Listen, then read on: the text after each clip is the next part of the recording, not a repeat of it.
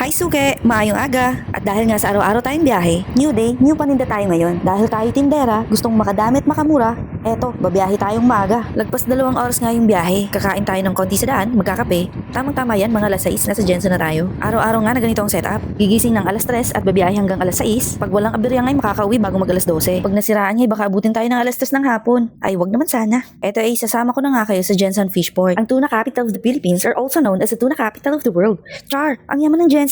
Nagsimula nga daw itong mag-operate noong 1999. Plinano noong 1992 at sa tulong ng mga Japanese ay sinimulan nito noong 1994 at natapos noong 1998. Sinuportahan nga daw ito ng Japan dahil sa sashimi grade yellowfin tuna ng Jensen. At noong year 2000 nga ay tuluyang lumago ang tuna industry ng Jensen. At ng mga sumunod na taon nga ay tinagurian itong tuna capital of the Philippines. Abay, magtitinda na nga lang nagkaroon pa tayo ng konting trivia. Tara na nga't mabalik sa paghahanap ng murang paninda. Samot-saring isda nga yung makikita mo dito. Merong mura, merong mahal, pero syempre maghahanap tayo ng presyong pangmasa. Dito nga ay puro wholesale price. Banya-banyarang mabibili mo dito.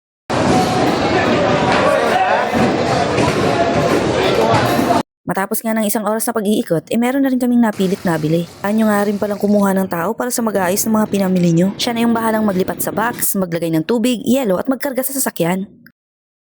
Dito na nga din pala kami bumibili ng yelo. Mas nakakatipid ka kasi dito lalo na kung maramihan ang kailangan mo.